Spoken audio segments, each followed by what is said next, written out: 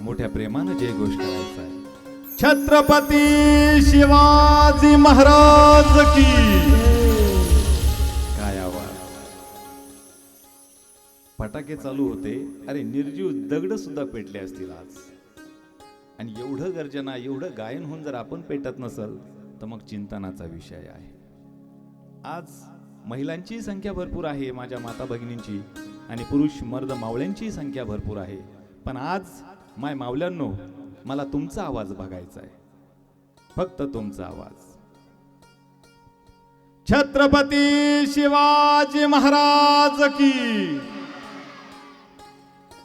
आवाज कसा आला पाहिजे महाराज? प्रमोद सर, ही माऊली साधी नाही, साधी माऊली नाही. ज्या ज्या वेळेस धर्माला ग्लानी येते त्या वेळेस केवळ इथली मनगटच नाही, इथल्या बांगड्या सुद्धा झुंजतात. हा इतिहास आहे या मातीचा. त्या ह्या माऊल्या, त्या मातीत तुम्ही आम्ही जन्माला आलेलो आहोत. कोणती माती ही? साधी माती? साधी माती नाही. मग कोणती माती? अरे मराठ्यांच्या रक्ताने लाल झालेली महाराष्ट्राची माती. अफजल पुढे झुकली नाही, तीच माझ्या शोभाची छाती. याच माते धर्मवीर छत्रपती संभाजीराजांसारखा वीर झाला खरा हिरा. अरे मरंजाच्या समशेरीवर तोच मर्द मराठा खरा, तोच मर्द मराठा खरा. ऐकावा छत्रपती शिवाजी महाराज की. धर्मवीर छत्रपती संभाजी महाराज की. अरे तुमचं आमचं भाग्य आहे माय बापांनो, की दुर्लभ असणारा मनुष्य जन्म तुम्हाला अनेक जन्मानंतर प्राप्त झालेला आहे. शास्त्रामध्ये अनेक प्रकारच्या दुर्लभ गोष्टी सांगितलेल्या आहेत.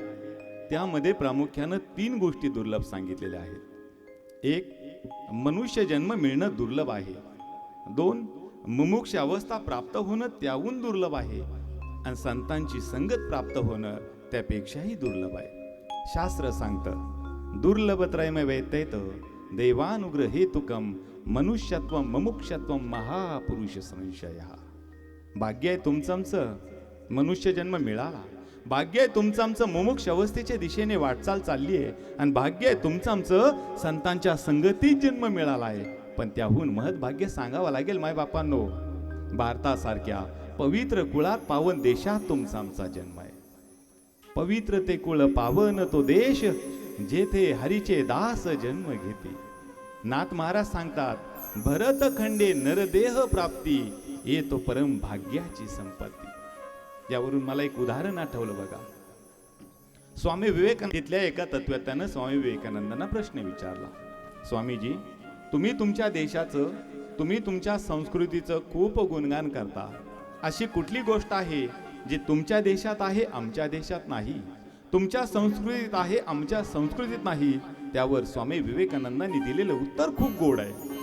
स्वामी विवेकानंद म्हटले, तुमच्या देशात आणि आमच्या देशात, तुमच्या संस्कृतीमध्ये आणि आमच्या संस्कृतीमध्ये एकच फरक आहे. तुमच्या देशात आणि तुमच्या संस्कृतीमध्ये आईला सोडून प्रत्येक बाईकडं वासनेच्या नजरेनं बघितलं जातं. लक्ष आहे ना तुमचं? काय म्हटले? तुमच्या देशात आणि तुमच्या संस्कृतीमध्ये आईला सोडून प्रत्येक बाईकडे वासनेच्या नजरेनं बघितलं जातं. आणि आमच्या देशात आणि आमच्या संस्कृतीमध्ये पत्नीला सोडून प्रत्येक बाईकडे आईच्या नजरेनं बघितलं जातं, आईच्या नजरेनं बघितलं जातं. त्या देशात तुमचा आमचा जन्म आहे माय बापांनो. आणि काय वर्णन करावं, काय वर्णन करावं त्या भारतासारख्या पावन पुण्यभूमीचं.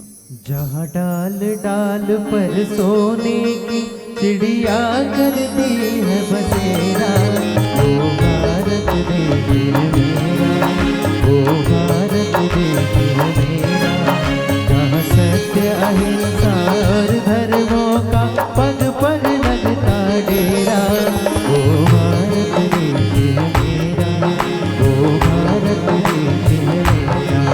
जय भारती, जय भारती, जय भारती, जय भारती. आणि अशा या पावन पुण्य भारतात तुमचा आमचा जन्म झालाय. त्याहून महद्भाग्य माय बापांनो, की महाराष्ट्राच्या मातीत शूरांच्या, वीरांच्या, साधूंच्या, संतांच्या पदस्पर्शानं पावन झालेली माती महाराष्ट्राची. आणि त्या महाराष्ट्राच्या मातीत तुमचा आमचा जन्म. काय वर्णन करावं त्या महाराष्ट्राच्या मातीचं. आणि त्यातले त्यात हा 12व्या शतकातला महाराष्ट्र. आणि 12व्या शतकातला महाराष्ट्र कसा होता म्हणाल तर 12व्या शतकातला महाराष्ट्र सुखी होता, समाधानी होता. आनंदच भरभराटीनं संपूर्ण झालेला हा महाराष्ट्र. चहू बाजून सुखाची नदी दुथडून वाहत होती. दुःख शोधून सुद्धा सापडत नव्हतं. कारण या महाराष्ट्राचा राजा होता राजा रामदेवराय. प्रजेसारखा राजा, राजा सारखी प्रजा. 12व्या शतकातलं देवगिरी साम्राज्य आणि देवगिरी साम्राज्याचा राजा. अरे 12ही महिने चांदणी शिंपडीत होती. राजलक्ष्मी आणि गृहलक्ष्मी एकत्रच नांदत होती. असा हा महाराष्ट्र. पण जे घडायला नको तेच घडलं. चंद्राला कसं आकस्मित खळ पडलं. आणि या महाराष्ट्राला कुण्या गिदाडाची, कुण्या सैतानाची नजर लागली. आणि विंध्याच्या दिशेनं 8000 घोड्यांच्या 32,000 टांगा दूर दुरळा करत या महाराष्ट्राच्या मातीवर चढू लागलं. आणि त्यांचा मोरका होता अल्लाउद्दीन खिलजीचा पुतण्या अल्लाउद्दीन खिलजी. जलालुद्दीन खिलजीचा पुतण्या अल्लाउद्दीन खिलजी या महाराष्ट्राच्या मातीवर चालून पडला. पहिलं पाऊल पडलं वाशिम. अरे वाशिम लुटलं, भुई सपाट केलं. दुसरं पाऊल आलं कुठं? अरे एकनाथ महाराजांचं पैठण भुई सपाट केलं. आणि त्याचा मोर्चा वळाला त्या देवगिरी साम्राज्यावर. अरे दिन दिन दिन दिन करत यवन येऊ लागले. घोड्यांच्या टापा आता मात्र धुरधुरा उडवत अल्लाउद्दीन खिलजी समोर उभा राहून सरळ चाल करता झाल्या देवगिरीवर. आणि पाहता पाहता एकच हल्लकल्लोल सुरू झाला. यलगार करत करत निघाल्या यवनांच्या टापा. आणि पाहता पाहता तुटून पडल्या देवगिरीवर. यवनांच्या लखलखत्या समशिरी निघाल्या. सपासप वाद झाला. हाडाची कडं रक्ताचं पाणी करून ज्यांनी देवगिरी उभा केला त्याच देवगिरीमध्ये यादवरावांच्या सपासप सेनेचा वार होऊ लागला. आक्रोश, आवाज, आरोळ्या, किंकाळ्या, मुर्द्यांची ढीग, प्रेतांची रास आणि याचनेचा खच वाढत राहू लागला. अन्याय अत्याचाराचं असतो माजलं. आणि पाहता पाहता अवघ्या 15 दिवसात राजा रामदेव रायाचा मुकुट अल्लाउद्दीन खिलजीच्या पायात पडला. काय अवस्था होती या महाराष्ट्राची. काय रूप होतं या महाराष्ट्राचं. अवघ्या 15 दिवसात झालं काय? अरे झुकला महाराष्ट्र, झुकला देवगिरी, झुकला राजा रामदेवराय. अवघ्या 15 दिवसात होत्याचं नव्हतं झालं. अरे यादवांच्या गरुडाची पिस छाटली गेली. आणि त्याच ठिकाणी यादवांच्या सेनेची कत्तल आरंभली गेली. गोकुळाचं स्मशान झालं. राजा रामदेवरायांचा दरारा संपला. भक्ती, शक्ती, युक्ती संपली. ज्ञान, पराक्रम आणि संस्कृतीची दशा उडाली. न्याय, औदार्य आणि नीती गेली. सामर्थ्य, समृद्धी, संपत्ती संपली. सगळं कसं विध्वंस झालं. अरे काय रूप होतं या महाराष्ट्राचं. अचानक हे असं का घडावं. तारुण्य आणि सौंदर्य इथल्या तरण्या बांड सुनाच्या आणि लेकींचे अपराध ठरायला लागले होते. अरे अन्याय अत्याचारानं महाराष्ट्र आता किंचाळायला सुरुवात झाला होता. तरुणी चारबकानं आणि म्हाताऱ्याच्या टाहानं इथला मातीचा कण आता शहरू लागला होता. 3 वर्ष भयानक दुष्काळ अशात पडला. पण अत्याचार मात्र थांबायला तयार नव्हता. 3 वर्ष दुष्काळ पडला. अरे हे काही कमी होतं. सैतानी सुलतानांचं संकट म्हणून आसमानचं संकट सुद्धा थांड मांडून उभा राहिलं. 3 वर्ष. आता मात्र जनावर खाऊन संपली होती. आणि म्हणून आता बापाची नजर पोराच्या मांसावर पडली होती रे. पोराच्या मांसावर पडलेली होती. मेलेल्या माणसांचे मुर्द्याचे ढीगच ढीग दिसत होते. आणि यातून जे वाचले ना त्यांचे फक्त आणि फक्त सापळेच दिसत होते. कुठं बघावं या महाराष्ट्रात काय अवस्था झाली होती. पण अशा अवस्थेत मात्र एका नाथांचा श्वास अंत करण्यातला भडकलेल्या अग्नीला फुंकर घालत होता आणि त्यांच्या डोळ्यातून जणू लाव्हाच वाहत होता. त्यांच्या अंतःकरणातला आक्रोश आता गगनाला भिडला होता. आता नियतीचाही मात्र संयम सुटला होता. म्यानातला अंगार आता मात्र मनातला अंगार एका ठिकाणी एकवटला गेला आणि शांती ब्रह्म एक नाथांच्या मुखातून प्रगटला. आई दार उघड, दार उघड आई, दार उघड, दार उघड आई, दार उघड. मग उघडलं का? उघडलं त्या मातेनं दार. वरी कोरडा भाड गळा जोखडाची माळ माझ्या रक्तात संभाळा जाना जाना पाया पोळा मी लढणार बाळ लढणार बाळ जना मनात महिषासुरा त्याचा करण्यात संहारा केला प्राणांना पूजा जळू दे तुझा हट्ट सत्वरा उभी रणात हे दार उघड पये दार आई दार उघड पये दार उघड पये दार आई दार उघड पये दार उघड आई दार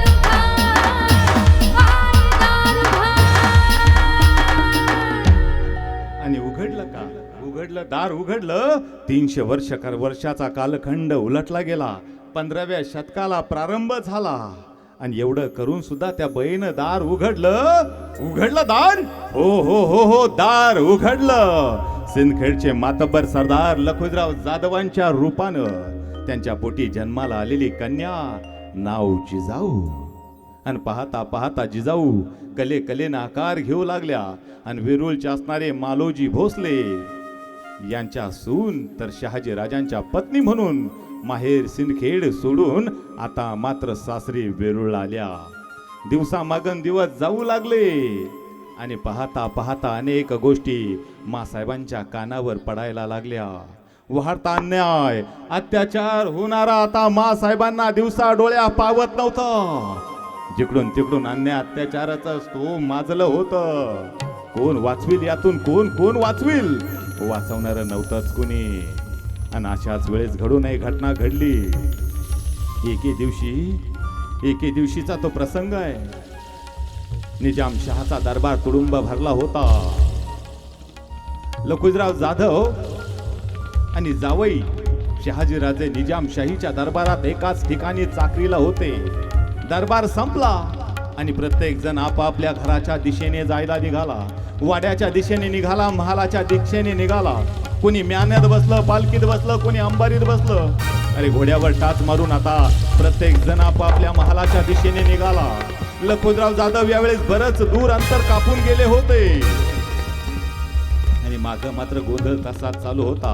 आणि अचानक खंडागळ्याचा हत्ती पिसळला.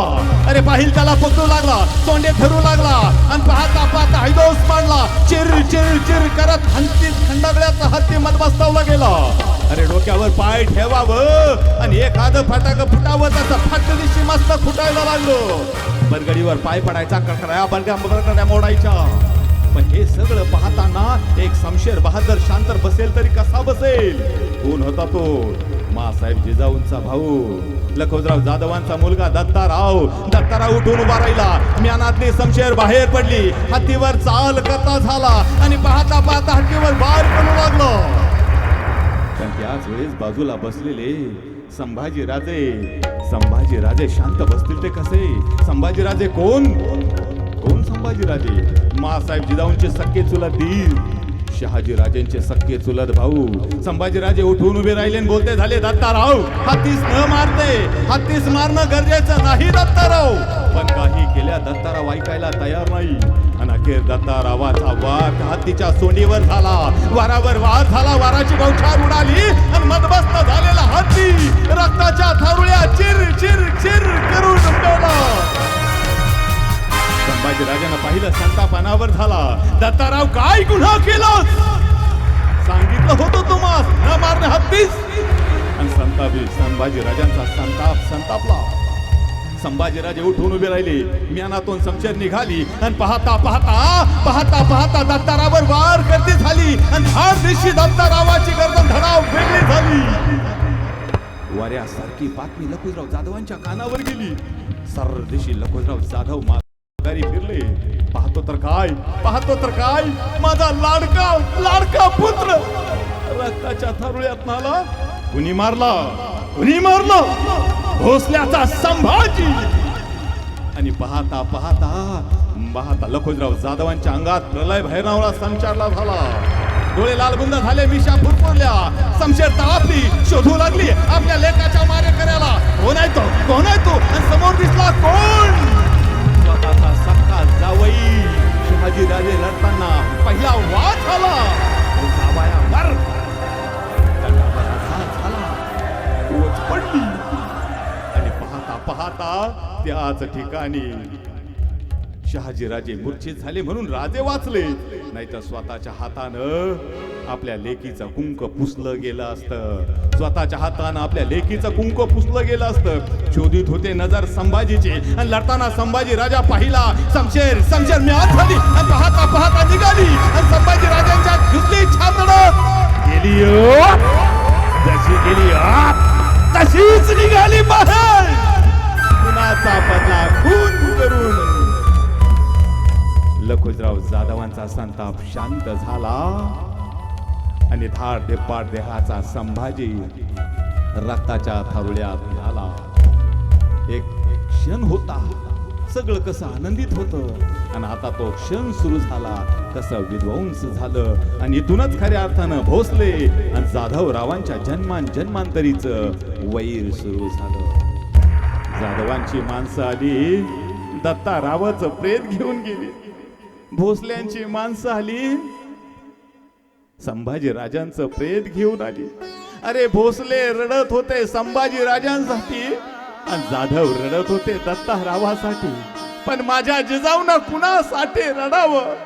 भाऊ मेला म्हणून रडावं की दीर मेला म्हणून रडावं की रडावं या नादान मराठ्यांसाठी. मराठ्यांच्या तलवारीला मराठ्यांचंच रक्त. अरे रडत होता महाराष्ट्र, रडत होता सह्याद्री, रडत होते भोसले, रडत होते जाधव, रडत होता देवगिरी. पण हसत होता मात्र निजामशाहीवर फडफडणारा हिरवं. आणि मासाहेब त्याच्याकडे पाहून मासाहेबांचं काळीज असं तिळ तिळ तिळ जळत होतं. तिळ तिळ जळत होतं. तिळ तिळ जळत होतं.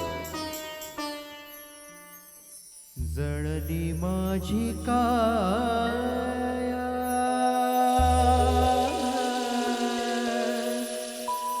लागला वनावा.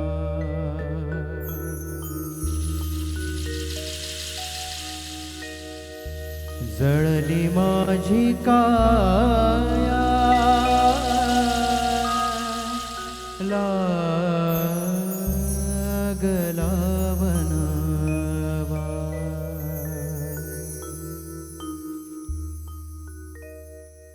मासाहेबांचं काळी जसं तिळ तिळ तिळ जळत होतं. अरे मासाहेबांनी रडावं तर कुणासाठी रडावं? भाऊ मेला म्हणून रडावं की दीर मेला म्हणून रडावं? दिवसा मागून दिवस जात राहिले, रोज अन्याय अत्याचार कानावर पडत राहिले. अरे कुठंतरी दुःखाला थोडीशी वाट मोकळी व्हावी म्हणून भगवंतानं माझ्या मासाहेब जिजाऊंच्या कुशीत एक गोंडस बाळ जन्माला घातलं. अरे मासाहेबांनी त्याचं सुद्धा नाव काय ठेवावं? अरे त्याचं नाव सुद्धा ठेवलं संभाजी. अरे पुन्हा एकदा तीच विटंबना येणार या बाळाच्या वाटेला. अरे आतापर्यंत मासाहेबांच्या कुशीत 4 पुत्र जन्माला आले, पण उगवणाऱ्या सूर्यासोबत आले आणि मावळणाऱ्या सूर्यासोबत भगवंत घेऊन गेला. आणि या बाळाच्या नशिबी काय ठेवलं असेल बरं. अन्याय अत्याचार अधर्माचं स्तोम चालू झालं. अशातच शहाजी राजानं निजामशाही सोडली आणि आदिलशाहीची चाकरी स्वीकारली. 4 वर्ष शहाजी राजे हे आदिलशाहीच्या चाकरीत राहिले आणि आता मात्र निजामशाह मरण पावला. आणि संधी साधली माझ्या शहाजी राजानं पुन्हा एकदा स्वराज्याचा डाव आखावा आणि म्हणून शहाजी राजे आदिलशाही सोडून निजामशाहीत आले. पेमगिरीवर लहानशा मूर्तिजाला गादीवर बसवलं आणि वजीर झाले. स्वराज्याचा डाव शहाजी राजे आखू लागले. पण त्याच वेळेस मोगलशाही आणि आदिलशाहीने एकत्र आक्रमण केलं. पण त्यांनाही माझी राजे शहाजी राजे भारी पडत राहिले आणि शेवटी दोघांनी संगनमत साधलं आणि निजामशाही बुडवली. आणि आता मात्र शहाजी राजांचा नाईलाज झाला. आज याची चाकरी तर उद्या त्याची चाकरी. रक्त सांडल्याशिवाय सांगा ना कशी मिळणार होती जहागिरीची भाकरी. आणि शहाजी राजे पुन्हा एकदा नाईलाज धाव आदिलशाही चाकर म्हणून बनले. पण त्याच वेळेस आदिलशाह विचार करता झाला, ये सिवा बगावत खोर है, अगर इसे यहाँ रखा जाएगा तो फिर से बगावत करेगा. आणि जवळ असलेल्या खवास खानाला बादशाह बोलता झाला, क्या किया जाए वजीर, क्या किया जाए, अगर शहाजी को यही रखा जाएगा तो फिर से वो बगावत करेगा. क्या किया जाए. आणि तसा वजीर बोलता झाला, हुजूर इसे यही रखना मुनासिब नहीं होगा, इसे कर्नाटक भेजो. तसा बादशाह बोलता झाला, बहुत खूब, इसे कर्नाटक ही भेजा जाओ, लिखा फरमान. आणि पाहता फरमान निघालं. शहाजी राजांच्या हातात पडलं. सुपे, चाकण, पुणे, इंदापूर आणि 36 गावची जहागिरी शहाजी राजांकडे वडलोपार्जी चालत आलेली आणि आदिलशाहीनेच ती दिलेली. पण शहाजी राजानं बगावत केली म्हणून त्यानं ती पुण्याची जहागिरीची राख रांगोळी केली. पत्र हातात पडलं आणि आता मात्र शहाजी राजांना कर्नाटक प्रांती रवाना व्हायचंय. यावेळेस मासाहेब जिजाऊ 5 महिन्याच्या गरोदर आहे. शहाजी राजे विचार करते झाले. अशा अवस्थेत, अवघडलेल्या अवस्थेत राणीसाहेब जिजाऊंना कुठं ठेवावं. अरे एकही स्थान आता सुरक्षित उरलं नव्हतं. जिकडून तिकडून अन्य अत्याचार धर्माचं स्तोम माजलं होतं. एकूण आदिलशाह, एकूण निजाम, एकूण मोगल, सिद्धी, डच, इंग्रज, पोर्तुगीज या महाराष्ट्राच्या उरावर थाई नागा नाच करत होते. शहाजीराजे मासाहेब यावेळेस परांड्यात माहुली किल्ल्याजवळ आहे. आणि म्हणून शहाजीराजे विचार करू लागले कुठं ठेवावं. आणि त्याच वेळेस शहाजी राजांच्या डोळ्यासमोर उभा राहिला जुन्नर मावळा ताजाबाचा गड शिवनेरी.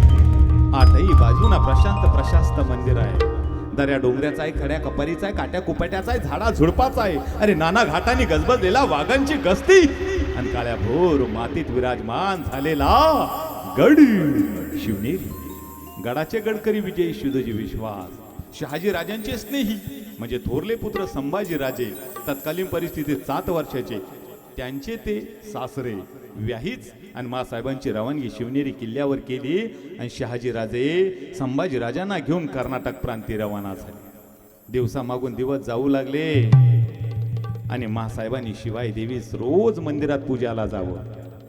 धूपदीपांचा सुगंध दरवळू लागला.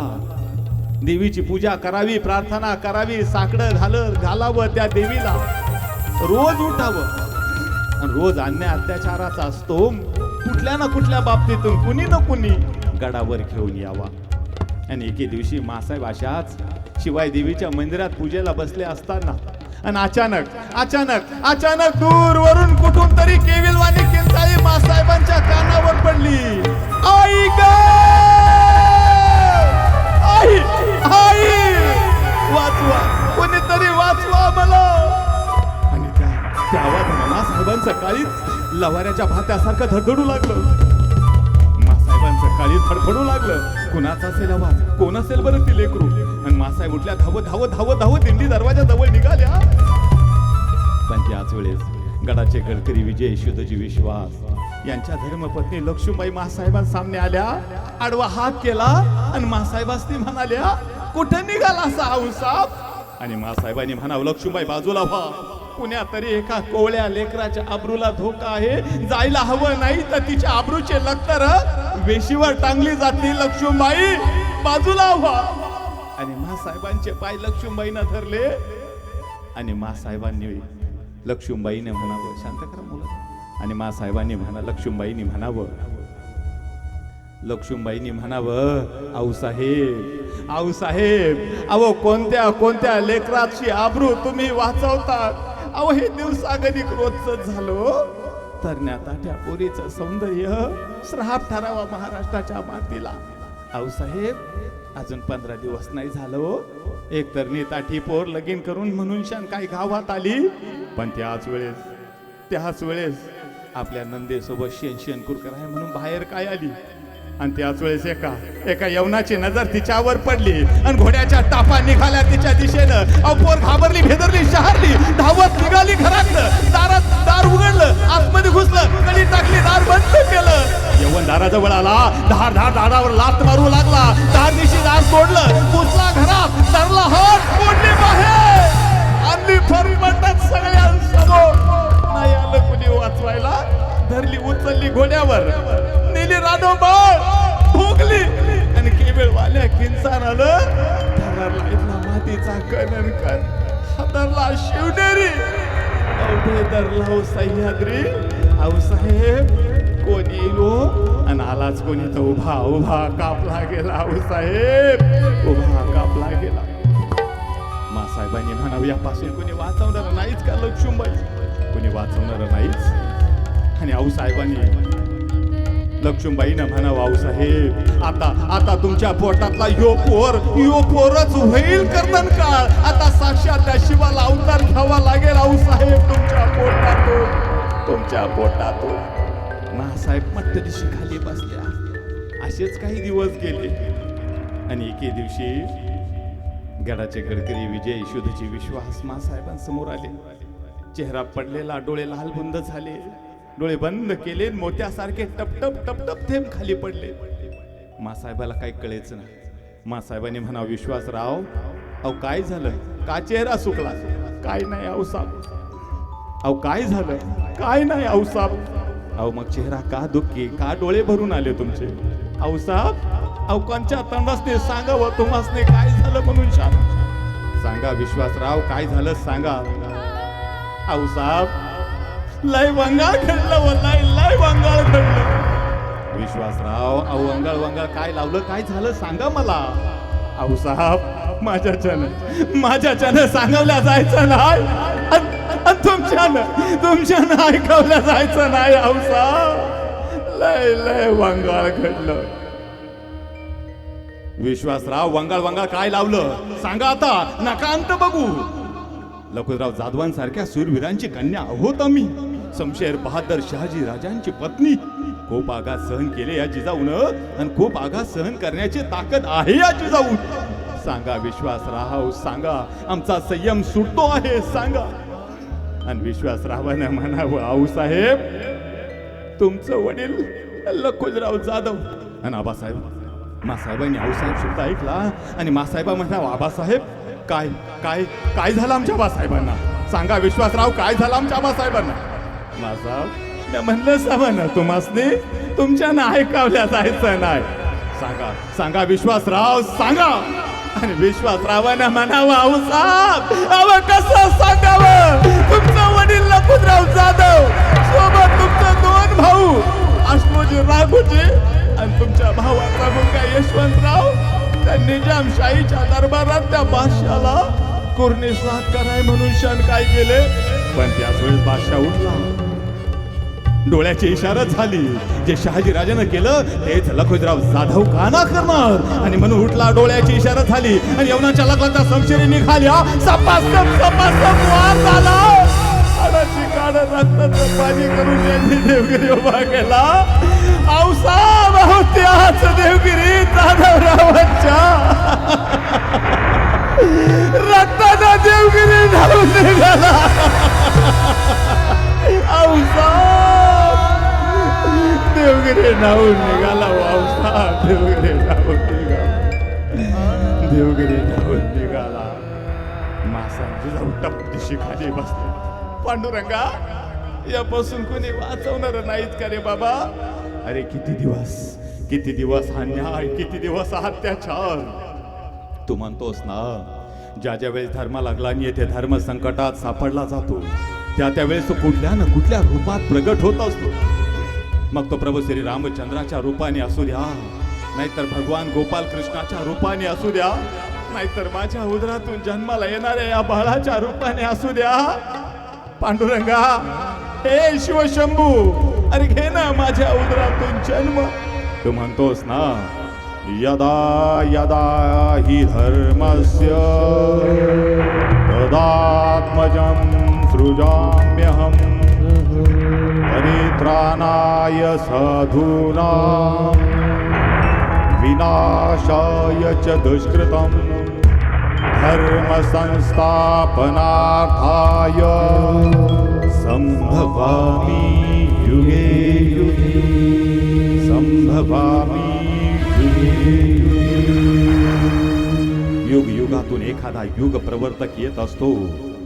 हे पांडुरंग परमात्म्या, आता या वेळेला, या काळाला, या क्षणाला एका युग प्रवर्तकाची गरज आहे. ये आणि घे माझ्या उदरातून जन्म. मासाहेबांचे दिवस भरत आले. गडाचे गडकरी विजय शुद्धजी विश्वास यांच्या धर्मपत्नी लक्ष्मीबाई मासाहेबांकडे आल्या आणि मासाहेबांनी म्हणाल्या, आऊसाहेब, आल्यापासून तुम्ही काही खाण्यापिण्याचं विचारलंच नाही हो. तुम्हासनी डोहाळं नाही खावं लागलं? तुम्हासनी काही चिंचा, आवळं, कैऱ्या, बोर काही खावंसं नाही वाटत? तुम्हासनी डोहाळं नाही खावं लागलं आऊसाहेब? आणि तसं आऊसाहेबांनी म्हणावं, डोहाळे डोहाळे आणि डोहाळे कसले डोहाळे? त्या दिवशी मासाहेब उठून उभ्या राहिल्या, दोन्ही हाताच्या मुठ्या वळल्या, चेहऱ्या लालबुंद, चेहऱ्यावर सूर्यासारखं जाईच. जशी वीज कडकडावी तशा कडाल्या सौदामिनी राणी साहेबची जाऊ. लक्ष्मीबाई, आम्हाला डोहाळे लागले पण कसले म्हणून सांगू?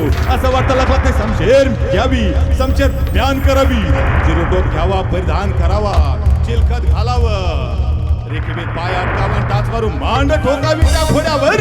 हो माझ्या या बहिणीला उचलून नेतो, त्याचं शिर वेगळं करावं. खांडोळी खांडोळी खांडोळी करावी त्याची. डोहाळे लागलेत मला त्याचे, डोहाळे लागलेत मला.